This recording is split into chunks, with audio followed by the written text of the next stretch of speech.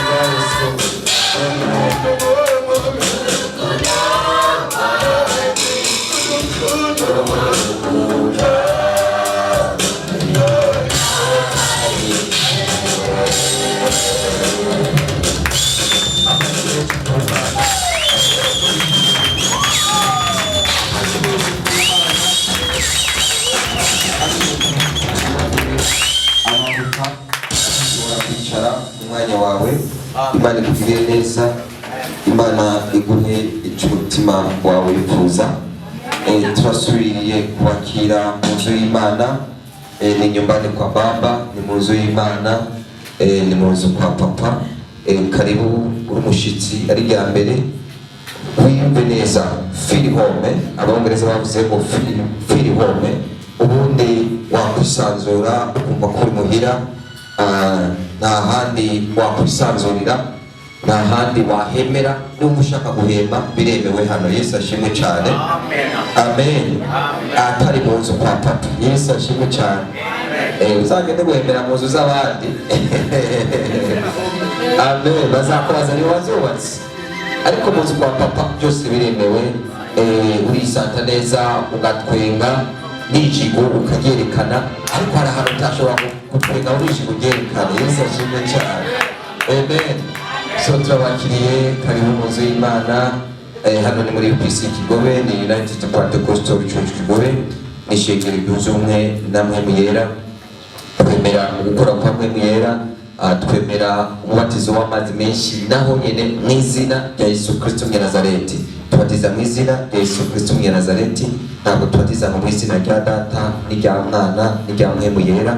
Uwo Mpwemu Yera ni Yesu Kristo, uko ushobora kubisanga mu byakozwe n'intumwa guhera kuri 9 aho Sawuli yavugana n'ijwi rya Yesu Kristo, ntabwo yavuganye n'ijwi ry'umuntu atazi, ryarivuze ati Yesu Kristo nije uri kurahama.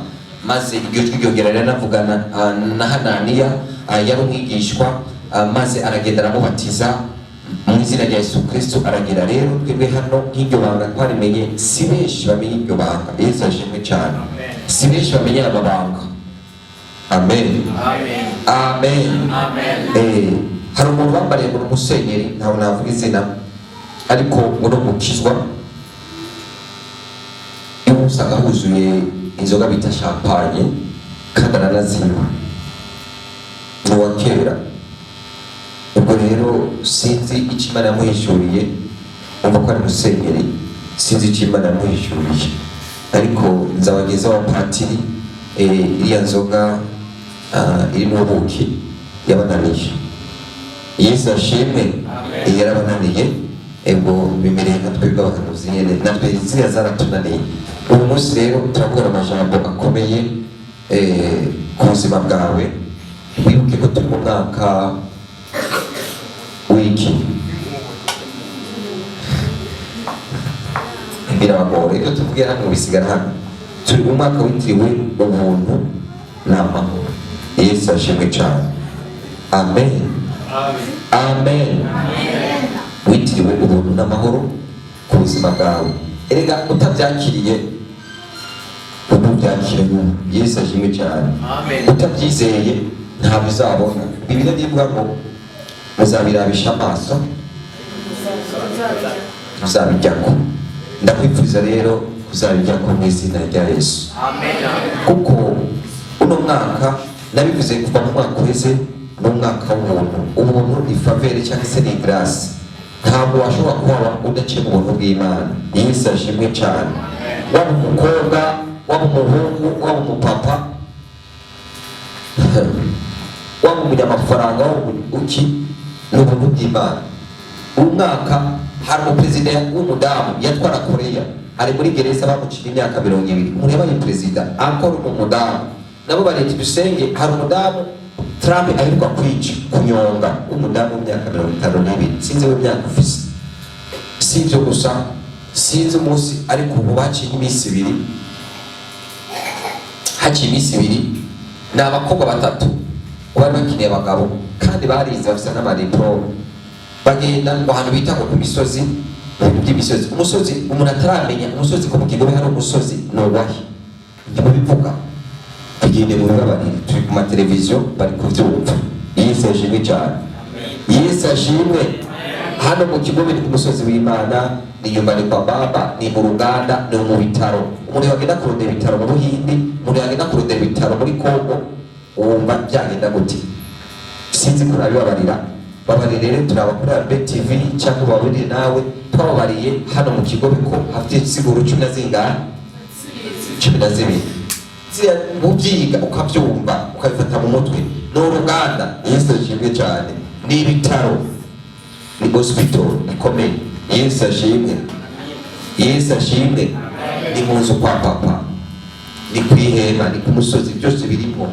Hano Imana yabaterekeye iri kwirabagaburira mu izina rya Yesu.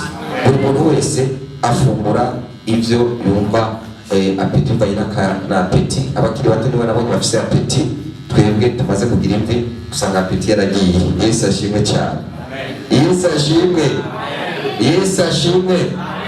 So rero wimbe neza, ubyakire. Biriya bintu 12 ari amabanga, ni byiza kuyafata. Niyo mpamvu tubabarira uje dimanche na mercredi zana wandika. Wandiki. Umuntu yandika ikimenyetso cy'ubwenge, cy'umunyabwenge. N'abanyeshuri ku ishuri bakwigisha wandika. Nawe wagusigurira urafata abantu babyita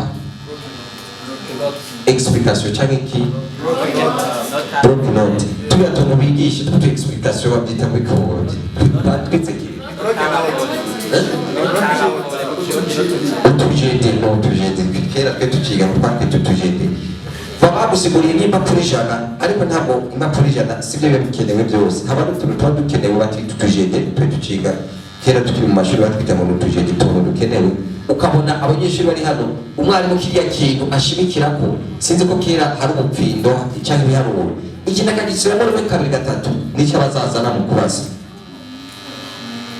akakora gusurinya cyakarongo kiriya kintu cyangwa koresha akarongo gatukura, koresha ikaramu itukura cyangwa ya noir sinzi itukura kwigikora kiriya kintu nico cyo wiga abakweretse siko biri rero biri ibyo izo nyigisho ziragufasha. Twanabonye ni university yisashimwe cyane hano mu Kigobe, ni kuri university.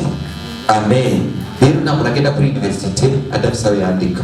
Uri umunyeshengero uzana Bibiliya, uzane na block note n'ikaramu wandike. Ko wabyibagirwa, washobora kubyibagirwa. Ntabwo uri ordinateur numvishije ngo ikubye ibyo bitamitse. Sibyo none kumenya ni muri kubyumva. Abantu bakoresheje ordinateur kina yeruka kera. Ugiye kwirondeza ikubaza ibyo wahitamitse wayanditsemo, sibyo kubikira none. So rero nawe wagira uko nta handi nagiye ahantu henshi, nasengeye ahantu henshi, ariko Imana yaratubije kuvuga ibyo bintu twasengeye ahantu henshi, ariko nta kibazo hararenga habiri.